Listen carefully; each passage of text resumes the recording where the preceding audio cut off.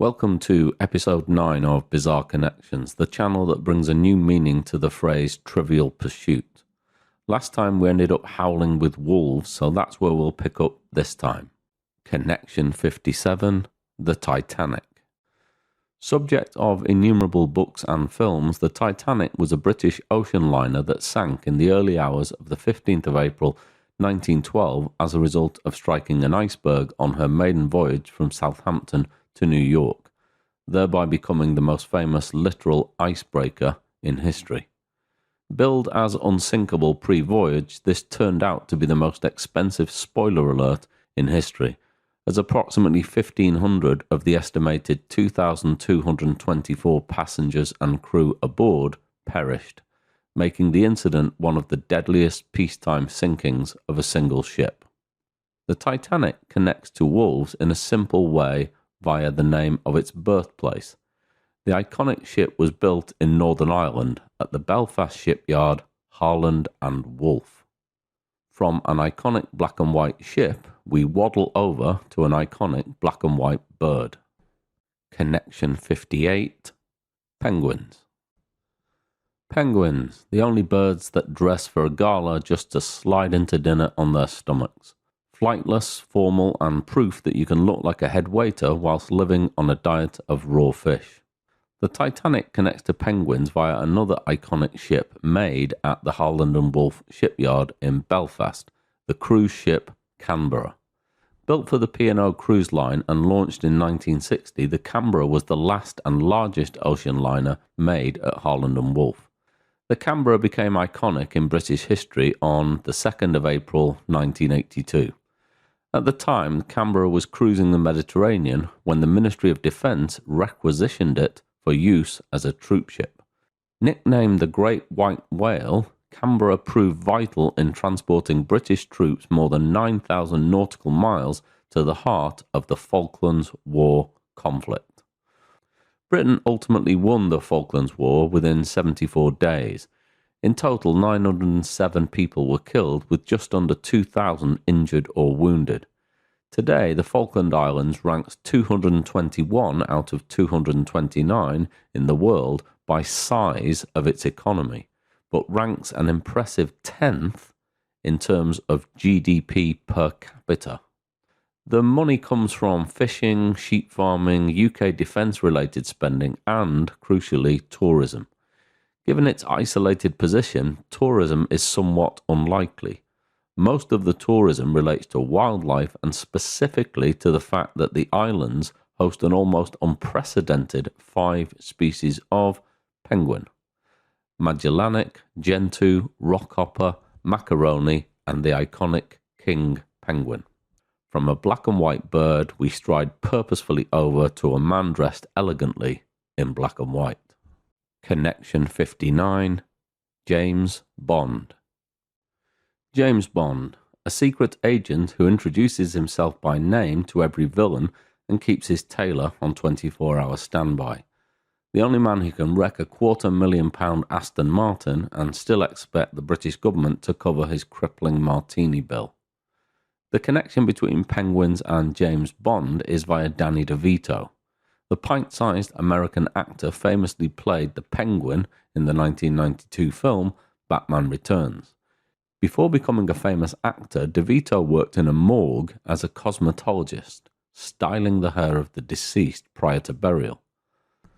Another actor who worked with the dead before becoming famous was Sean Connery, who worked in a coffin and mortuary services shop prior to acting and becoming, in the eyes of many, the definitive James Bond.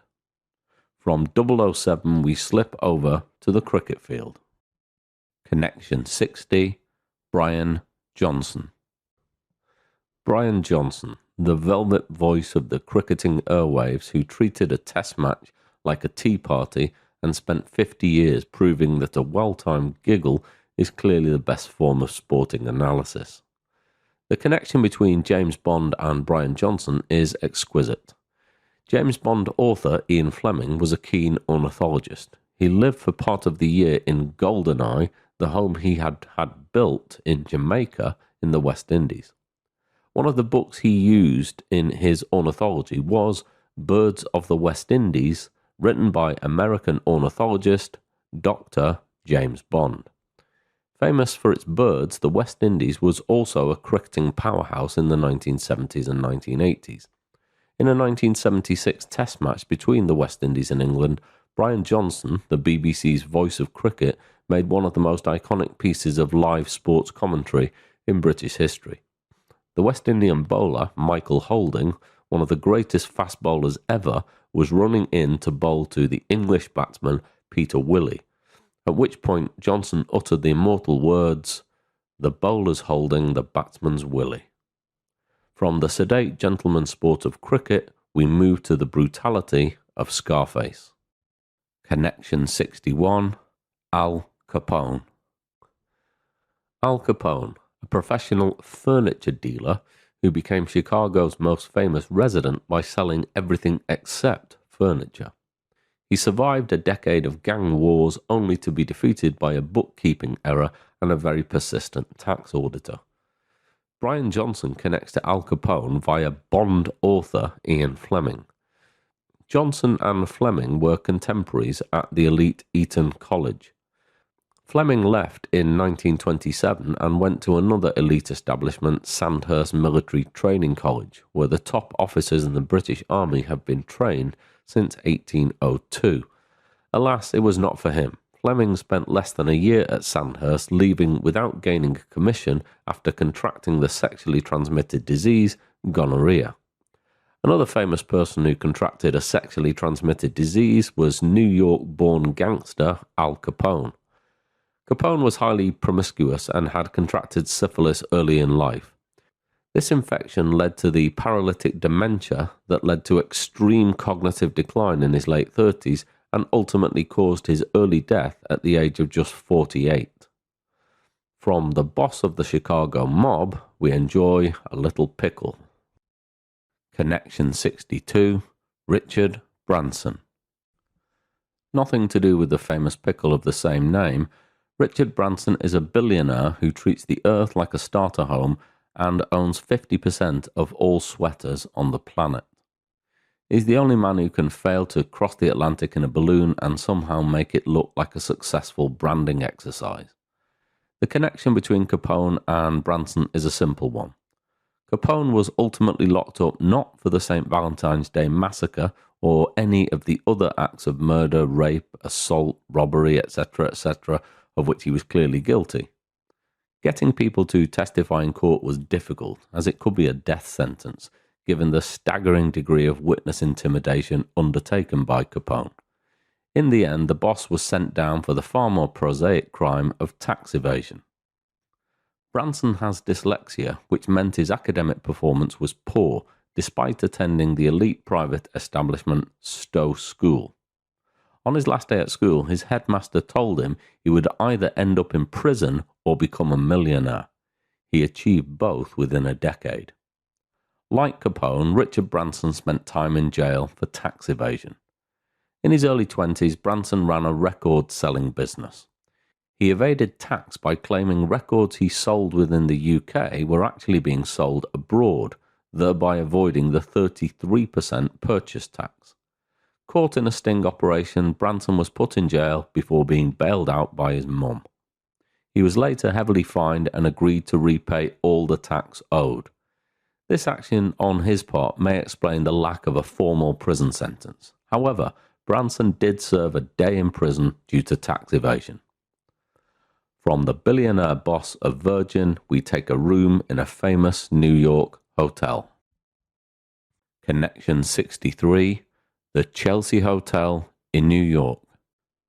The Chelsea Hotel on West 23rd Street in New York. The only building where people can check in as artists, writers, and poets and check out on a gurney.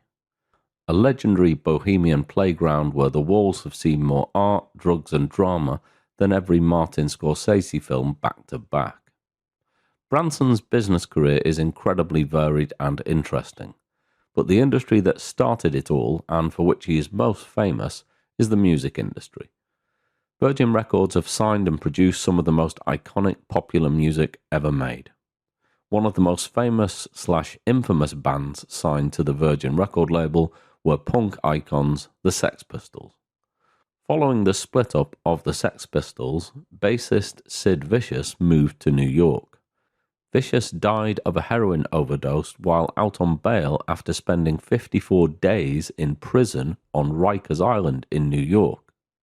He had been arrested for the murder of his girlfriend Nancy Spungen in room 100 of the Chelsea Hotel. So that's it for episode 9 in our meaningless meanderings.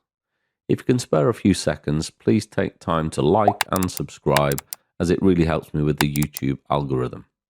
Episode 10 sees me connect the Chelsea Hotel in New York with this lot, as I discuss links 64 to 70 in the journey to the heart of darkness that is Bizarre Connections. Can you spot who or what the Chelsea Hotel connects directly to?